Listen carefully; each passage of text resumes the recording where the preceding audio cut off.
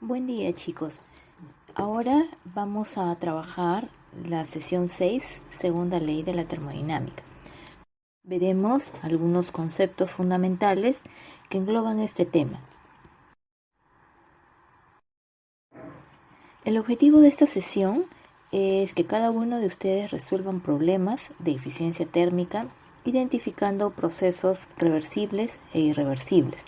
Ya saben que al ser un curso, ¿no?, de cálculo, necesitamos que trabajen ustedes con precisión y lógica en todos los procedimientos. A ver, y nosotros ya habíamos visto anteriormente todo lo que es la primera ley de la termodinámica, las interacciones de calor, trabajo, la energía interna, ¿no?, cómo es que varía esta energía interna. Y en general habíamos llegado, ¿no?, a comprobar que la energía no se crea ni se destruye, solo se transforma, ¿no? Entonces, ahora, ¿qué va a haber esta segunda ley? La segunda ley, ¿en qué se enfoca? Se enfoca en predecir la dirección de los procesos, ¿no?, en establecer condiciones para lograr el equilibrio, determinar el rendimiento teórico de ciclos, máquinas y otros dispositivos. Bueno, este punto es en el que nos vamos a enfocar en esta clase, ¿ya? En el tercer punto. Además, evaluar cuantitativamente los factores que evitan el logro del máximo rendimiento y definir una escala de temperatura termodinámica, ¿ya? A ver, vamos analizando algunas cosas, ¿no? Aquí podemos observar, ¿no?, una figura donde en el lado izquierdo, en la primera parte, tenemos que aquí en el lado izquierdo tenemos un gas y aquí tenemos una llavecita cerrada. ¿Qué pasa cuando abrimos esa llave? ¿No?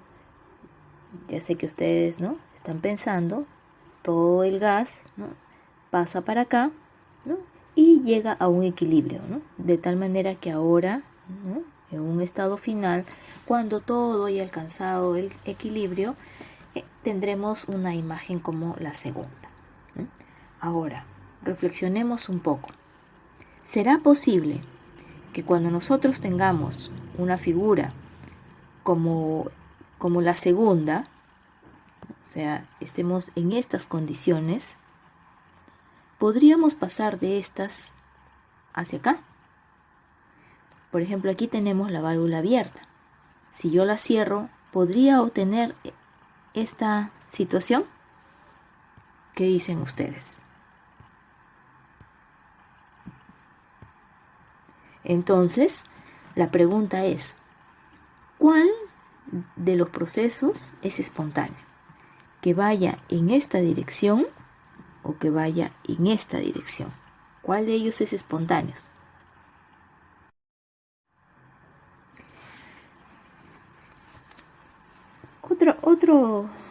Otros ejemplos como para analizar.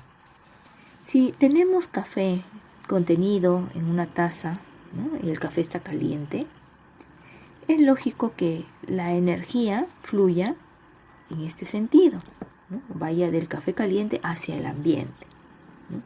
Pregunta, ¿será posible que la energía del ambiente ingrese al café? Entonces nosotros ya nos estamos fijando cuál es la dirección correcta para un proceso, ¿no? Veamos acá, en esta resistencia. ¿Cómo funciona la resistencia? La resistencia genera una energía, ¿no?, por ejemplo, para calentar algo, ¿no?, y la energía va hacia afuera. ¿Será posible que la energía, o sea, que tengamos una energía de calentamiento y que haga que pase corriente eléctrica por esta resistencia? Y ahora veamos este siguiente ejemplo, ¿no? Este se llama aparato de Joule-Thomson. En este último ejemplo, ¿cómo funciona? Observemos que hay unas paletitas de color celeste. Esas paletitas giran y ese movimiento, ¿no?, en el que giran hace que la temperatura del líquido contenido dentro de ese recipiente aumente. Pero para que esas paletas se muevan, hay ciertas etapas, cierta dirección, cierta trayectoria. ¿Qué es lo primero que podemos hacer? Este equipo funciona mediante el peso que tienen estas, o la masa que tienen, ¿no?, estos cuerpos, ¿eh? Dependiendo de la masa, esto va a caer, ¿no? Y al caer estira la soga. Al estirar la soga, esta manija gira. Al girar esta manija, gira acá también el eje y giran también estas paletas. Al girar las paletas, genera una agitación dentro del fluido y por lo tanto vamos a tener un aumento de temperatura. Ahora pensemos al contrario. ¿Será posible que nosotros primero calentemos el fluido, luego que al calentar el fluido hagamos que las paletas se muevan y una vez que las paletas se mueven se logra que esto se mueva y cuando se mueve ahora las pesitas suban? ¿Cuál será el procedimiento más espontáneo? Ya tenemos la respuesta, ¿verdad? Entonces, la dirección correcta, como fluye la energía dentro del café caliente, ¿no?, es hacia afuera, ¿no? Entonces, la transferencia de energía, en este caso, será hacia afuera. Por lo tanto, esto es correcto. La transferencia de energía entre una resistencia, ¿no?, y la generación o absorción de calor, en este caso, es incorrecta. Lo correcto es que la resistencia genere una energía eléctrica y la energía eléctrica caliente, ¿no?, o sea, transfiera calor. Y en este caso, en el equipo de Joule-Thomson, lo correcto es que primero bajen las pesitas, se mueva el eje y finalmente la temperatura aumente, no al contrario. Bueno,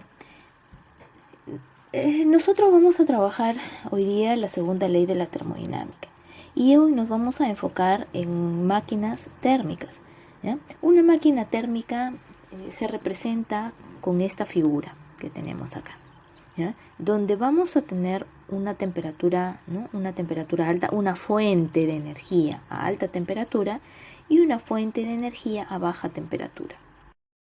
Esta máquina tiene por finalidad producir trabajo, como podemos ver aquí en el diagrama.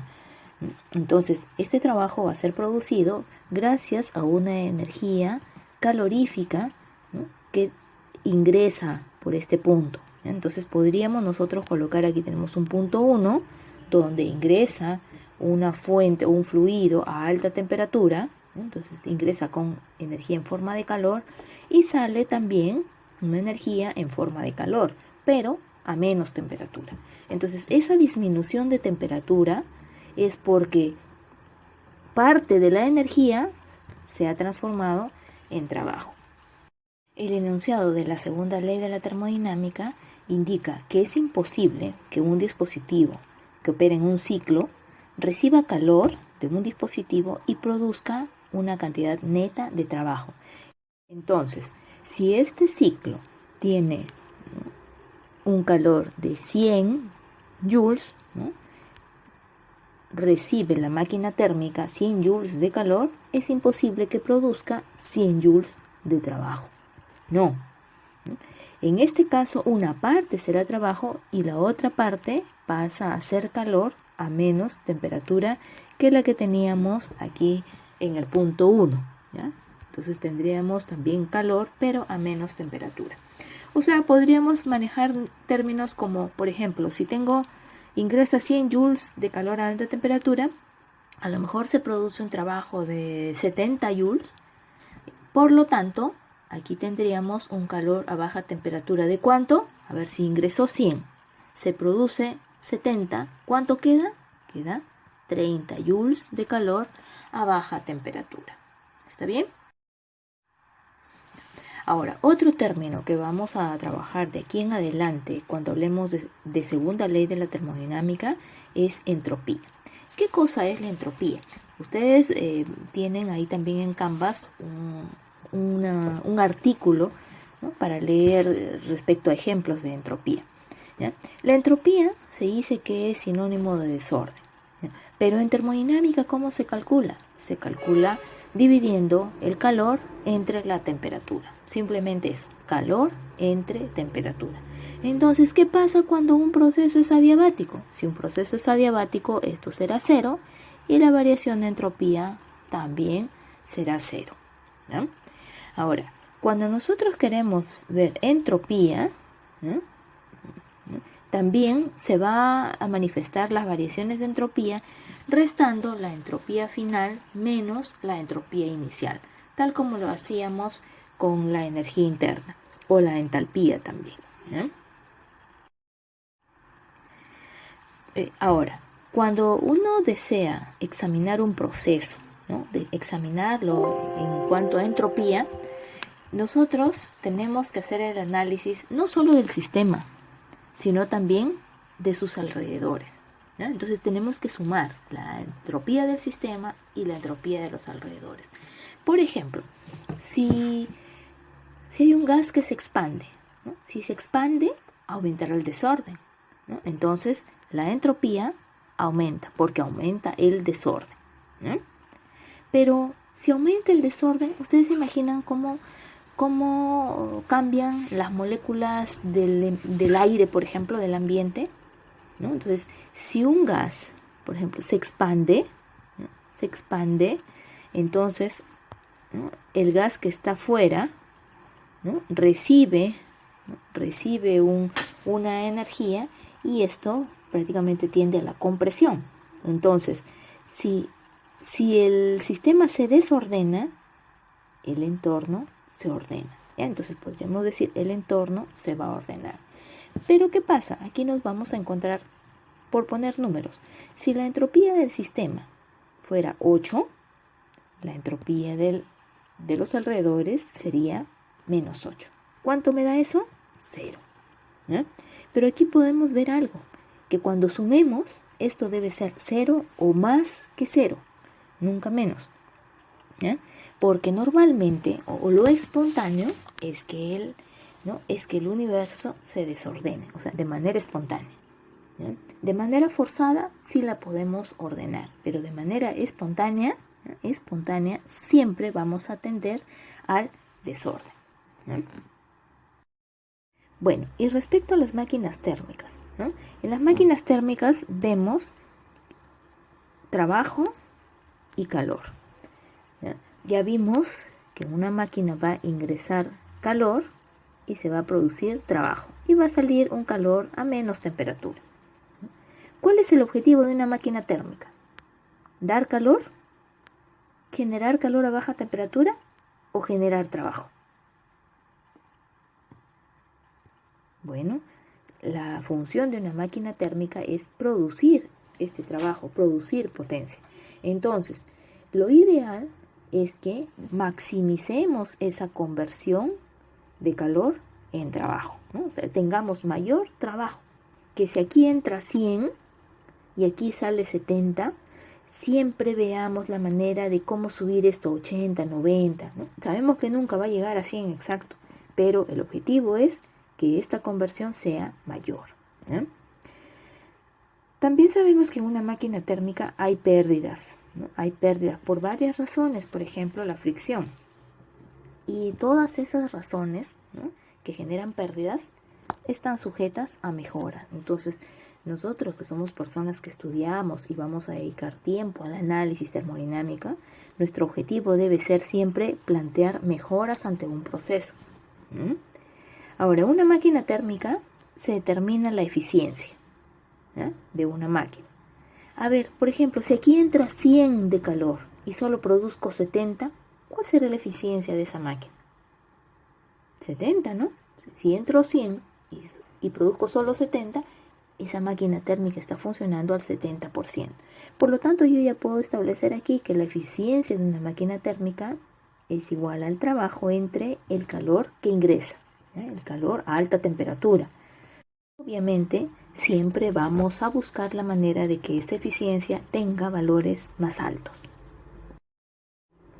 Aquí tenemos el esquema de un ciclo de vapor, ¿ya? Por ejemplo, aquí vemos en la caldera, ¿no? ¿Qué hace la caldera? La caldera recibe energía en forma de calor, ¿no? Esa energía en forma de calor pasa a una turbina, que es donde se genera potencia, se genera el trabajo, ¿ya? Y luego, este fluido que ingresó por acá sale hacia el condensador, ¿no? O sea, sale, sino que sale a menos temperatura porque ya dejó parte de su energía en forma de trabajo, ¿ya? ¿Qué sucede en el condensador? Lo que pasa es que en la caldera el fluido sale gaseoso, pasa por la turbina, como deja energía, algo va a empezar a ponerse líquido, ¿no? O sea, va a cambiar de fase. Entonces, en el condensador lo que se hace es pasar todo de estado gaseoso, ¿no?, a estado líquido, todo, ¿no? Puede que aquí en la turbina algo haya de líquido también, ¿no? Algo, pero pequeñas cantidades.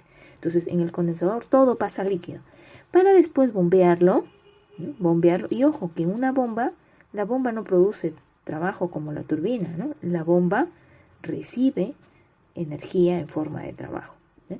Y luego el fluido que ya estaba líquido nuevamente regresa a la caldera para vaporizarse. ¿Cómo se vaporiza? Por medio del ingreso de energía calorífica.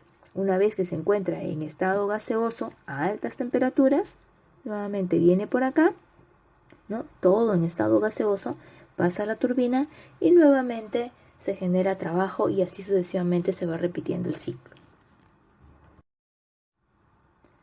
Bueno, aquí nosotros vamos a esquematizar nuestro ciclo de Carnot, no completo con la parte de la bomba, el condensador y el evaporador. Simplemente vamos a analizar estas tres partes, ¿no? El motor o la turbina que genera trabajo, la fuente de alta temperatura y la fuente de baja temperatura. Como vemos aquí, ¿no?, el trabajo en el ciclo va a ser lo que se produce por, si yo tengo acá calor, les decía 100, ¿no?, y aquí produzco 70, el calor a baja temperatura será 30. Entonces, ¿cómo puedo calcular el trabajo? Simplemente restando 100 menos 30, ¿ok? Y la eficiencia, ya sabemos que la eficiencia es el trabajo del ciclo, el trabajo entre el calor, pero ojo, este calor de ingreso, ¿ya? No el calor de baja temperatura. Bueno, en esta parte lo que tenemos es prácticamente una explicación temática de cada etapa del ciclo, ¿no?, de cada etapa, para poder llegar, ¿no?, a una fórmula sencilla. Bueno, miren, el ciclo de Carnot tiene dos etapas que son isotérmicas y dos etapas que son adiabáticas. Entonces ya hemos analizado anteriormente que en los procesos isotérmicos la energía interna es cero, por lo tanto el calor lo podemos encontrar igual al trabajo, y en los procesos adiabáticos el calor es cero, por lo tanto el trabajo es igual a la energía interna, ¿no? Haciendo en estas cuatro a continuación idea de esta explicación. En conclusión, ¿no?, todos esos cálculos matemáticos nos llevan a esto, ¿no?, que la eficiencia también la podemos nosotros encontrar en función a las temperaturas, ¿ya? Pero ojo, aquí sí vamos a tener cuidado. Aquí dice T2 menos T1 entre T2, pero aquí hay que tener cuidado. ¿Cuál es T2? ¿No? De arriba y el de abajo. Entonces aquí vamos a hacer algo, ¿no? Si yo tengo aquí un foco caliente, entonces yo voy a tener aquí calor a alta temperatura, ¿ya? Le voy a poner alta, ¿ya?, alta temperatura. Aquí se va a generar un trabajo y luego voy a tener un calor a baja temperatura, ¿ya? Calor a alta temperatura y calor a baja temperatura. Por lo tanto, aquí tendré una temperatura alta y por aquí tendré una temperatura baja. ¿Está bien? Ahora, sabemos que la eficiencia es trabajo entre calor a alta temperatura, ¿no? O también podemos decir, el trabajo es calor a alta temperatura menos calor a baja temperatura entre calor a alta temperatura, ¿no? Esto es igual a decir Q entre Q entre A menos QB entre QA. Esto es igual a 1. Por lo tanto, la eficiencia es 1 menos calor a baja temperatura entre calor a alta temperatura, ¿ya? Esto mismo se puede representar así. Eficiencia es igual a 1 menos temperatura baja entre temperatura alta, ¿no? O también así, ¿ven? Temperatura alta y por acá pongo temperatura alta menos temperatura baja. Esto quiere decir que aquí este T2 se está refiriendo a la temperatura alta y esta T1 es la temperatura baja, ¿ya? Entonces, siempre esta resta, ¿no?, me debe dar un número positivo. No puedo ser baja entre alta, porque si no aquí me saldrían valores negativos. Y la eficiencia nunca nos va a dar valores negativos. Siempre va a estar entre 0 y 1. ¿Está bien? Y ahora un punto especial. Procesos reversibles y procesos irreversibles. Seguro que en alguna oportunidad nosotros hemos hablado de tengo mi casaca reversible. Reversible porque me la puedo poner por ambos lados, ¿no es cierto? O también hemos escuchado un proceso reversible, ¿no?, algo reversible, ¿no?, regresa a su estado original. O a veces dicen, esta es una enfermedad irreversible, ¿no?, o un estado irreversible, porque ya no puede regresar a su normalidad, ¿no? Entonces, en este caso, ¿no?, nosotros de ahora en adelante vamos a plantear lo siguiente. Un proceso es reversible si se puede invertir sin dejar, dice, ningún rasgo en los alrededores. En cambio, el irreversible, ¿no?, sí podría regresar a su estado original, pero deja rasgos en los alrededores. En conclusión, ¿qué significa esto?, ¿no? ¿Será posible que si yo tengo, por ejemplo, agua fría, la caliento, ¿no?, tengo agua caliente, y luego agua caliente pasa agua fría, es normal, ¿no es cierto? En ambos casos sí se puede. Pero ¿qué pasa? En un proceso reversible, si yo tengo acá 100 litros, voy a tener 100 litros de agua caliente y luego el agua caliente se va a enfriar y voy a tener 100 litros. ¿Esto es real o no es real?, ¿no? Entonces, un proceso reversible dice que esto sí regresa a la normalidad. Pero en el proceso irreversible, no. ¿Qué pasa? Si yo tengo 100 litros y se evapora, voy a tener 100 litros de agua, pero una parte estará evaporada, ¿no? Y después, cuando yo regrese acá, ¿no?, si yo acá tenía vapor y lo regreso al líquido, es imposible que yo tenga los 100 litros, ¿no? Aquí voy a tener seguramente 90 litros, 95 litros, porque algo no es que se desapareció, se suspende en el ambiente. Entonces, podemos decir ahora que un proceso es reversible, ¿no?, o también es un proceso ideal, que no considera las pérdidas, no considera pérdidas. Por otro lado, el proceso irreversible es considerado como un proceso real, donde sí estamos estimando las pérdidas. Entonces ahí sí decimos, la eficiencia no es 100%, una máquina no es 100% eficiente, por ahí hubo pérdidas. Y aquí tenemos dos corolarios o dos teorías, digamos, ¿no?, dos enunciados muy importantes o dos reglas muy importantes que debemos tener en cuenta en la segunda ley termodinámica para los ciclos de potencia. ¿Cuáles son? La eficiencia térmica en ciclos de potencia irreversibles, acuérdense que irreversible significa reales, ¿ya? La eficiencia en ciclos irreversibles, ¿no?, siempre es menor que la eficiencia en un ciclo reversible. Entonces, lo que les acabo de decir, ¿no?, si yo digo eficiencia, ¿no?, la eficiencia real siempre va a ser menor que la eficiencia ideal. ¿Por qué? Porque yo puedo decir, mi equipo tiene 80% de eficiencia. Claro, no le estoy considerando las pérdidas. Pero si yo me voy a la eficiencia real considerando las pérdidas, probablemente el equipo tenga solo un 50% de eficiencia, ¿no? Entonces, lo real siempre va a ser menor que la eficiencia ideal. Por otro lado, todos los ciclos de potencia reversibles que operan entre las mismas temperaturas de los reservorios tienen la misma eficiencia. ¿A qué se refiere esto? Voy a abrir una nueva. ¿Y a qué se refiere, ¿no?, este segundo corolario? Decíamos que una máquina térmica funciona así. Tengo una temperatura alta y una temperatura baja, ¿no? Tengo calor a alta temperatura y calor a baja temperatura.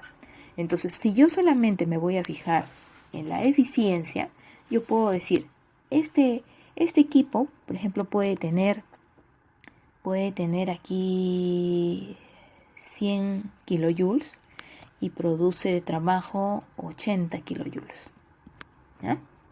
Pero vamos a ver sus temperaturas, ¿ya?